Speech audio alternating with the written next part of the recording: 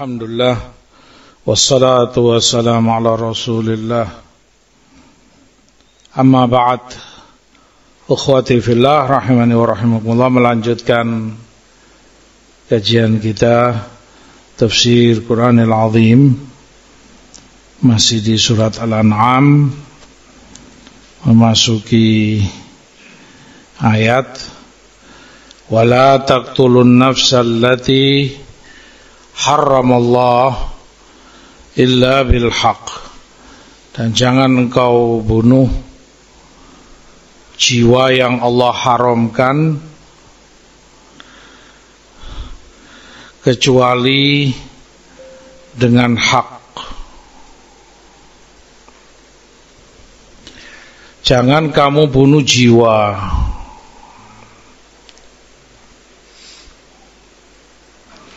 Di sana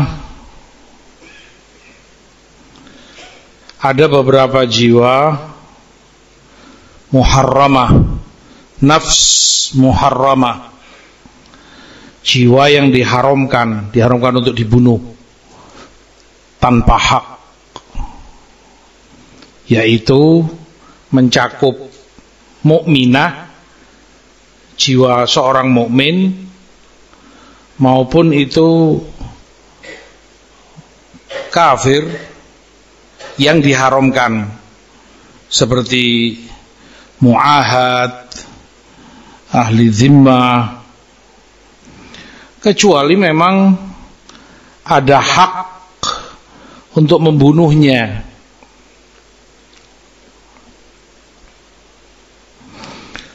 Seperti yang Rasulullah SAW sabdakan, umirtu an uqatilan nas hatta yashhadu an la ilaha illallah, faman qala la ilaha illallah faqad asama malahu wa nafsahu illa bihaqqihi wa hisabuhum 'ala Allah. Aku diperintah memerangi orang manusia ini sampai mereka mau syahadat la ilaha illallah.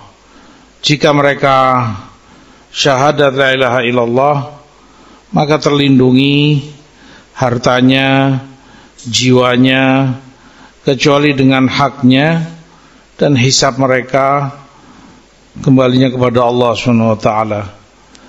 Maka dari hak-hak yang berkaitan, karenanya jiwa itu boleh untuk dibunuh, seperti zakat kalau tidak dia tunaikan, tidak sholat, meninggalkan sholat. Dan mereka yang diperangi oleh Abu Bakar radhiyallahu ta'ala anhu karena nggak mau menunaikan zakat, sementara itu hak yang Allah wajibkan pada harta mereka. Itu pula yang Rasul sebutkan dalam hadis, la yahillu damu mri'in muslim illa bi ihda thalath. Tidak halal darah seorang muslim kecuali salah satu dari tiga ini. Thayyibuz zani, dia sudah berkeluarga, pernah menikah saat dia berzina, maka kalau ada saksi atau dengan pengakuan dirajam sampai mati, berarti dibunuh jiwa itu, tapi dengan hak karena dia zina. Wan nafs bin nafs, atau itu qisas karena dia membunuh orang, keluarganya menuntut, maka dihukum mati, qisas itu juga hak.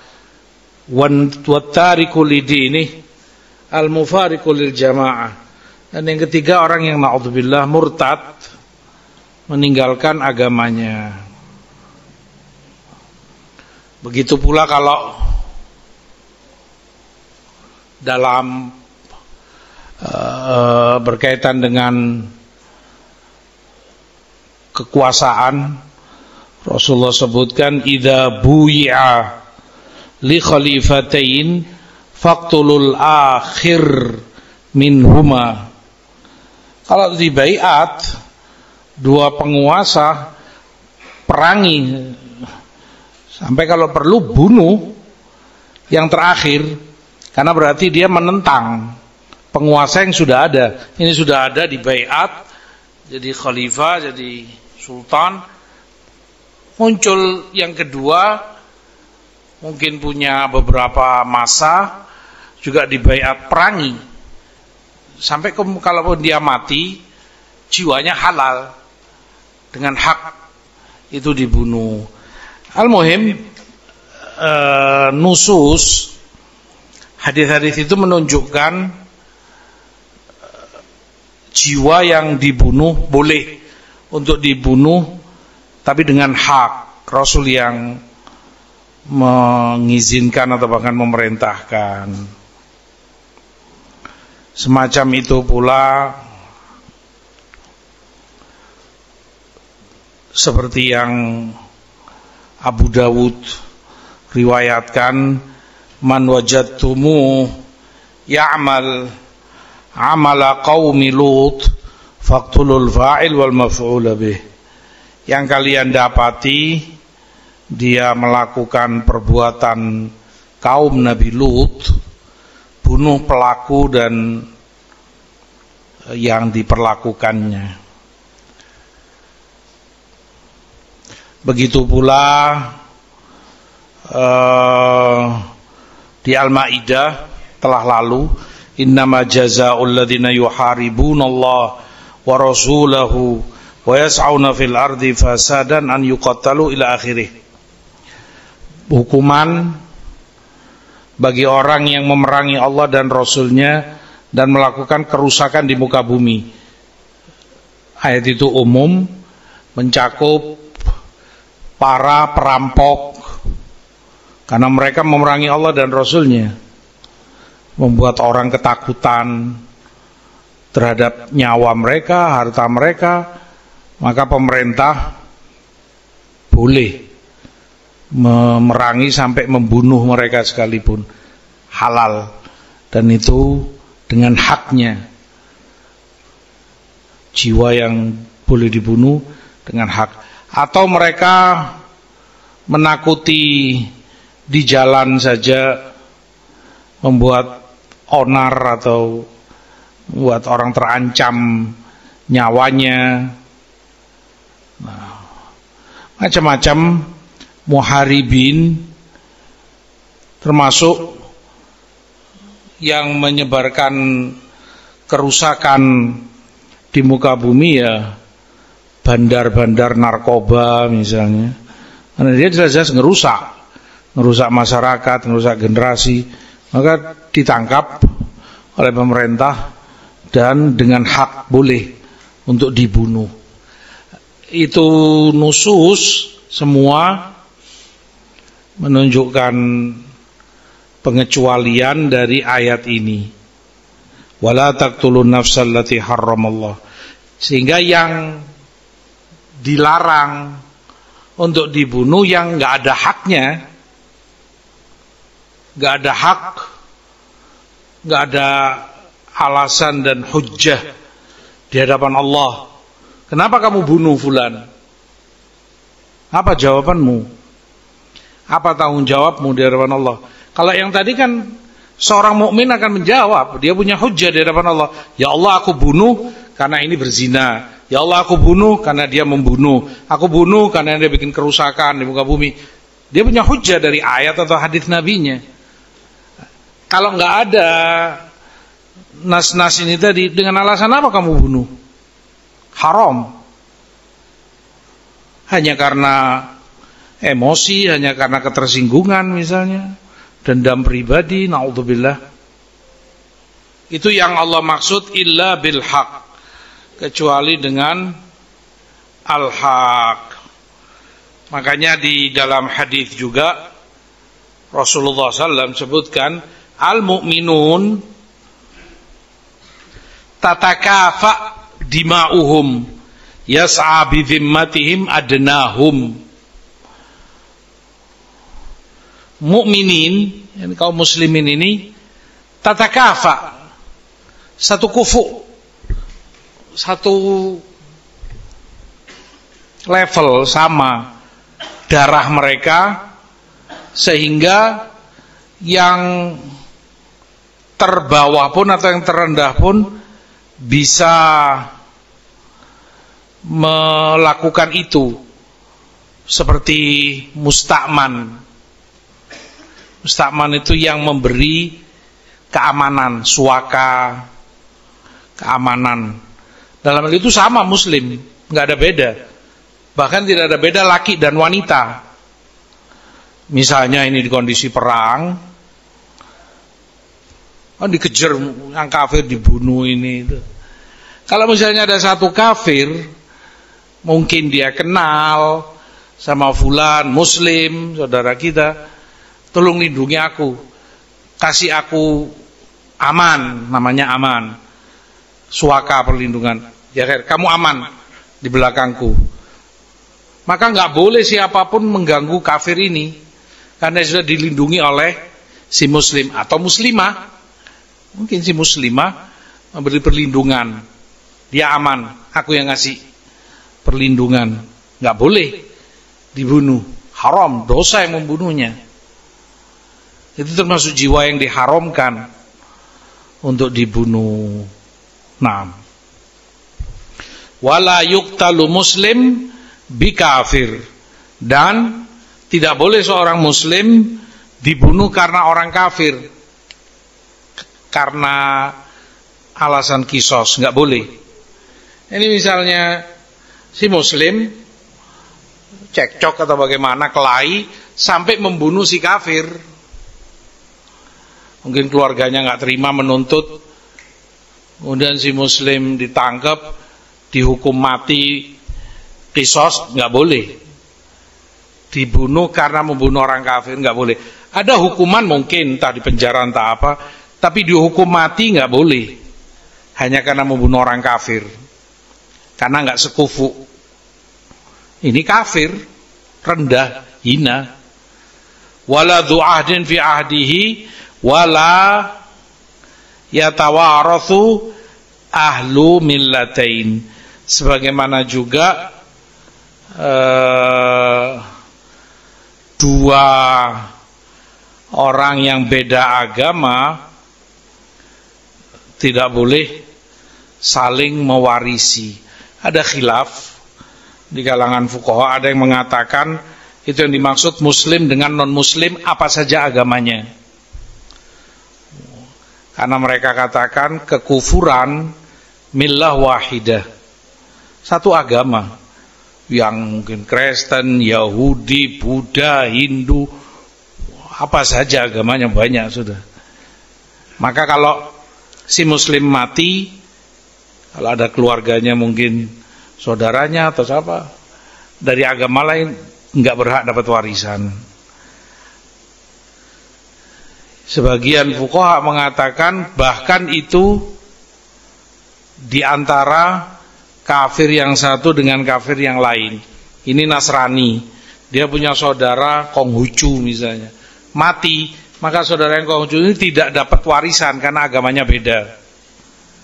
Dua madhab di kalangan fuqaha. Begitu pula di Nasa'i dan Abu Dawud dari hadis Abu Bakar, man qatala mu'ahadan fi ghairi kunhihi haramallah alaihil jannah. Barang siapa yang membunuh mu'ahad yang mendapat punya perjanjian damai atau diberi jaminan aman oleh seorang muslim, apalagi itu pemerintah, fi ghairi kunhihi, artinya tanpa haknya dibunuh, maka pembunuhnya tidak akan mencium atau Allah haramkan baginya jannah. Padahal dia kafir yang dibunuh, tapi sebegitu kerasnya ancaman Rasul SAW, tidak akan dia masuk jannah. Di Abu Dawud juga, man qatala rajulan min ahli dhimmah lam yajid rihal jannah wa inna rihaha la yujadu min masirat 70 ama. Yang membunuh ahlu dhimmah, dia kafir tapi hidup di tengah kaum muslimin dan dia sudah bayar jizyah, tetap saja kamu bunuh, maka kamu tidak akan mencium aroma wangi jannah, padahal aroma itu tercium dari jarak 70 tahun perjalanan lamanya. Taib itu jiwa-jiwa yang diharamkan untuk dibunuh, dan dalil-dalil pula yang mengecualikannya, yang dengan hak itu dibunuh. Wala taqtulun nafsal lati harramallah illa bil haq. Dzalikum isyarat kepada tadi yang diharam-haramkan itu. Dzalikum wasaqum bihi la'allakum ta'qilun. Itu Allah wasiatkan kepada kalian agar kalian berakal, memahami. Wasiat disebut wasiat seperti ayat wasaqum bihi. Allah wasiatkan karena itu amrul muakkad, perintah yang ditekankan, dikuatkan, bukan sekedar perintah begitu saja, tapi perintah yang betul-betul ditegaskan dan ditekankan untuk kamu jaga, kamu kerjakan. Matar Al-Warraq meriwayatkan dari jalan Nafi' dari Ibni Umar bahwa Utsman ibn Affan radhiyallahu ta'ala anhu, saat beliau ma'ruf dikepung oleh mereka-mereka ini, orang Khawarij, beliau sampaikan, alama taqtuluni, atas dasar apa kalian mau membunuh aku? Sami'tu Rasulullah sallallahu alaihi wasallam yaqul, padahal aku mendengar Rasulullah sallallahu sebutkan, la yahillu damu mri'in muslim illa bi ihda thalath.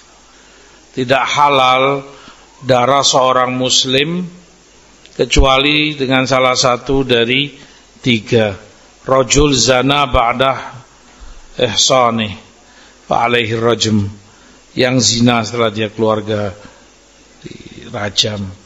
Au qatala amdan fa alaihil qawat, atau dia membunuh dengan sengaja, maka dikisos, hukum mati.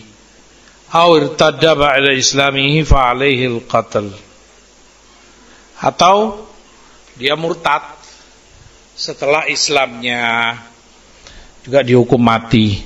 Lalu kata Utsman, fa wallahi ma zanait fi jahiliyah wala Islam.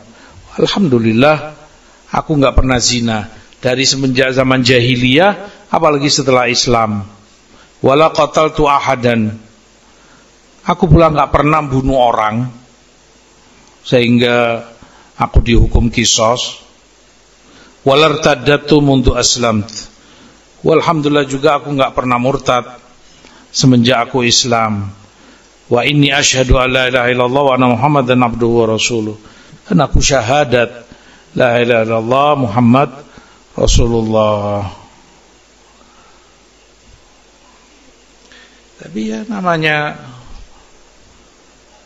ahlul ahwa, kebid'ahan dan hawa nafsu sudah mendarah daging, wal'iyadzubillah. Pada mereka enggak mendengar dan tidak peduli dengan nusus wahyu, padahal sudah diingatkan itu hadis Rasul sallallahu alaihi wasallam, tetap saja mereka bunuh. Radhiyallahu ta'ala anhu wa arda. Taib.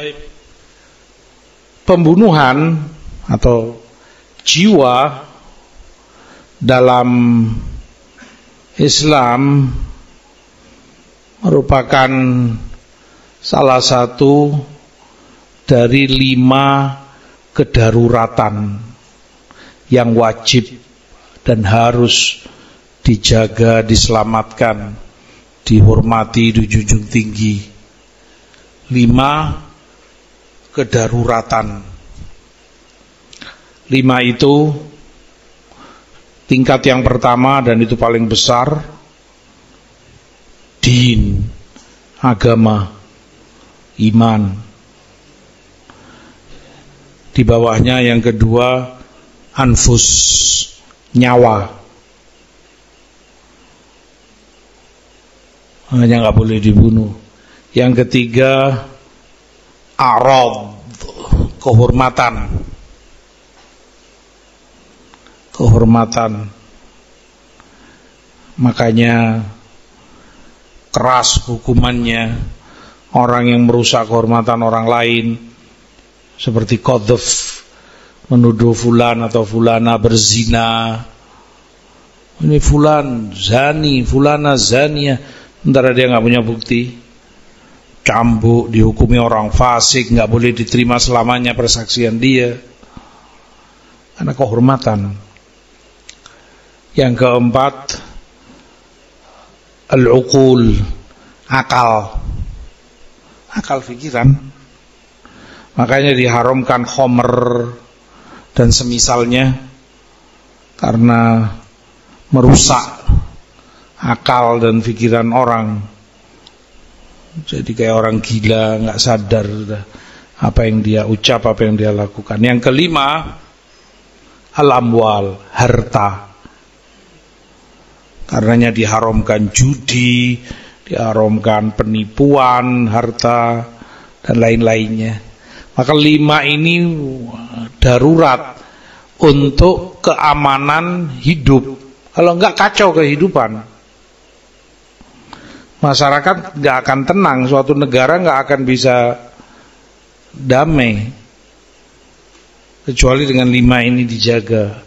Agamanya, nyawa, kehormatan, akal, dan harta. Taib. Kemudian Allah katakan, wala taqrabu malal yatim illa billati hiya ahsan. Jangan kalian dekati harta anak yatim kecuali dengan yang lebih baik. Dengan yang lebih baik artinya yang itu untuk kemaslahatan harta itu. Kamu kembangkan, kamu kelola, kamu perdagangkan, kan ada untungnya. Bawa laba. Dan itu istilah fuqaha bihabsil asl wa tathmir al-fara'. Modal ditahan, keuntungannya itu yang dikembangkan, terus dikelola. Tapi modal aman. Itu yang dimaksud illa billati hiya ahsan. Tafsir para ulama, ya biasa salaf menafsirkan contoh dari yang dimaksud dalam ayat, sehingga tidak terbatas hanya itu. Mereka hanya sebutkan contoh saja. Seperti kata Mujahid, illa billati hiya ahsan, kecuali yang dengan lebih baik, kata Mujahid, bitijarah, diperdagangkan harta tadi anak yatim. Ya kamu dagangkan, kamu kulaan barang, kamu jual, hatta yablugha asyuddah, sampai anak yatim itu mencapai usia matangnya. Asyuddahu artinya kekuatannya, kematangan, kekuatan. Kekuatan apa yang dimaksud? Bisa berarti kekuatan fisik. Ini badannya sudah kuat. Karena yatim kan definisinya yang ditinggal mati bapaknya dalam keadaan dia belum balik. Balik usia 14-15 tahun sekitar itu. Mungkin ditinggal mati umur masih 10, 9, kurang lebih itu. Fisiknya juga belum kuat. Artinya dia nggak bisa membela diri untuk menyelamatkan hartanya. Wah, anak usia segitu. Misalnya dia bawa 1 juta diambil oleh orang dewasa, bisa apa dia? Paling nangis. Tapi kalau badannya sudah kuat, balik, kuat, umur 17, umur 20, kelahi pun dia bisa untuk mempertahankan hartanya. Itu yang dimaksud. Fisiknya sudah sempurna, ada kuat, bisa melindungi hartanya. Juga kekuatan yang dimaksud mencakup pengalaman dia dalam pengelolaan harta. Nggak cukup fisiknya saja, tapi butuh pengalaman, ngerti begitu. Ngerti ya apa bidang yang mau dia masuk di situ. Kalau perdagangan ya dia ngerti, punya pengalaman. Dan itu walinya harus tahu, harus memastikan benar ndak anak ini sudah ya blugha asyuddah. Dites coba, kelihatan oh pinter anak ini, dia kulak di sana, tempat itu lebih murah, ini barangnya lebih bagus, nanti dia titipkan di sini, nanti keuntungannya dia ngerti dunia itulah. Karena kan mesti mau nggak mau dia harus paham. Kalau enggak nanti dimainkan orang, kemakan gitu. Ini kan begini hitungannya, ya. Uang kamu segini, barangmu begini, sekian persen, gini, padahal dia nipu. Iya saja dia, oh iya betul ketipu dia. Hadza masih safih, belum ya blugha asyuddah. Atau apa? Ya macam-macamnya orang, subhanallah. Menunjukkan dia itu enggak apa ya, masallallahu alaihi, enggak dewasa untuk menjaga hartanya. Nanti ditipu gampang sekali, dapat telepon, gini, Anda dapat hadiah begini, silakan ke mesin ATM, berangkat hamba Allah ini ke mesin ATM. Padahal si penelpon menguras saldo dia yang ada di ATM, ada safi. Dia nggak bisa jaga hartanya. Walinya kalau ngelihat itu, anak ini bahaya ini. Kalau hartanya diserahkan, bisa ludes, ditipu orang. Nanti diajak bicara orang, berapa pinnya ATM kamu? Oh, pinnya sekian dengan polosnya. Safi hadza. Enggak boleh. Berarti dia lam yablugha asyuddah. Maka butuh dua itu tadi. Kuat secara fisik dan pengetahuan atau pengalaman dia di dunia bisnis atau perdagangan. Makanya Allah sebutkan di An-Nisa telah lalu, wabtalul yatama hatta idza balagun nikah fa in anastum minhum rusyda wabtalul yatama. Allah yang memerintahkan wabtalul yatama itu perintah untuk mereka diuji. Sebelum kamu menyerahkan harta dia, harta memang harta dia, kadang gede, mungkin miliar, mungkin ratusan juta. Walhasil, sebelum kamu kasihkan, pastikan dulu kalau dia itu rasyid. Tadi ayat mengatakan hatta idza balagun nikah, mencapai usia nikah. Nah, ini secara umum orang sudah balik dan layak menikah, bisa mencukupi istrinya lahir batin.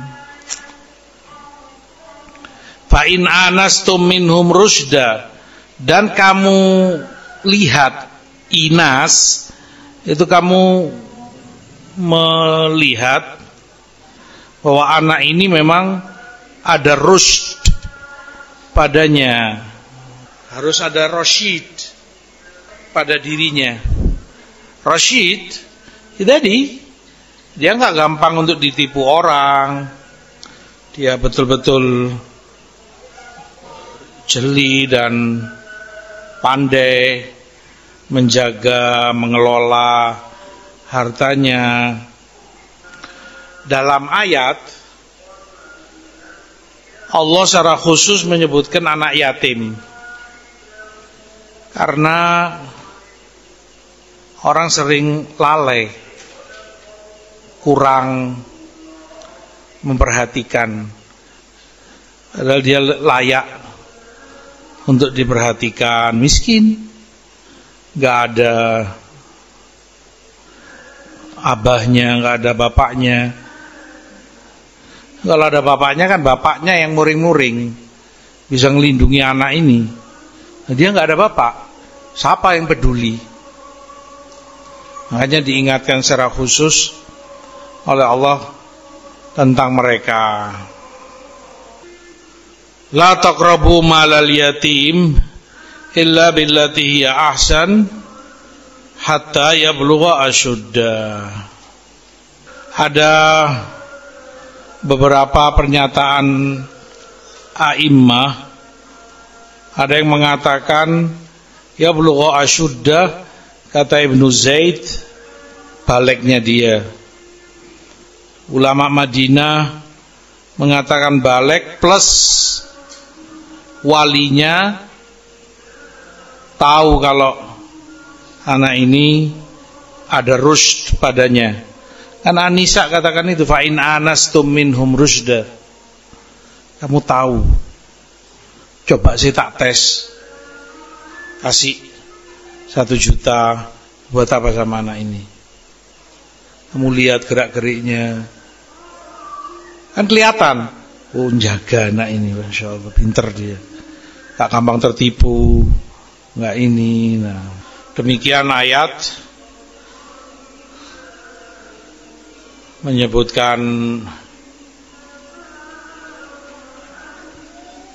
peringatan kepada para wali yang memegang harta anak yatim itu, kapan harta itu diberikan.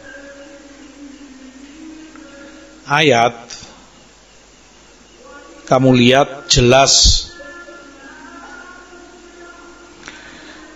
menyebutkan harta itu tidak boleh sebagai amanat,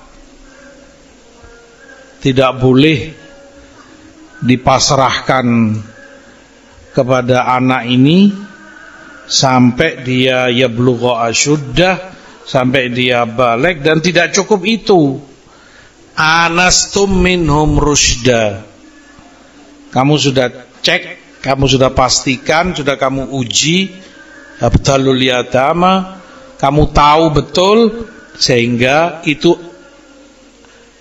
alasan bagi kamu kenapa kamu memasrahkan harta itu kepadanya. Fadhol, ini hartamu, ini warisan dari abahmu, sekian ratus juta misalnya.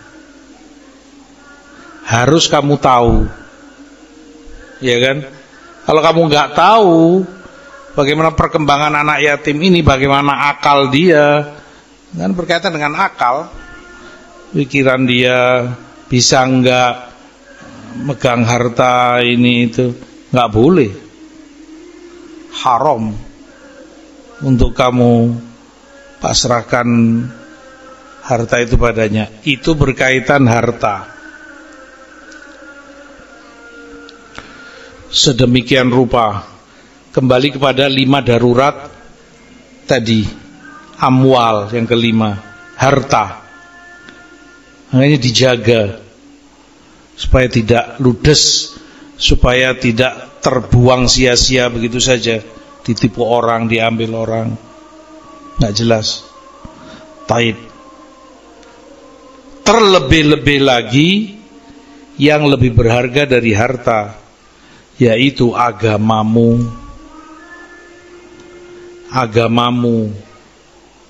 ilmumu, ilmu agama. Karena kamu sekarang mempercayakan agamamu kepada fulan, kan kamu ambil ilmu dari dia, kamu dengar, kamu belajar. Siapa fulan itu?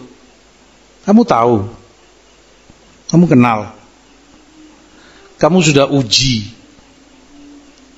Kalau bahasa ayatnya di wabtalul yatama, harus diuji, coba, sehingga kamu ketahui rasyid apa tidak anak ini, untuk kamu pasrahkan harta padanya.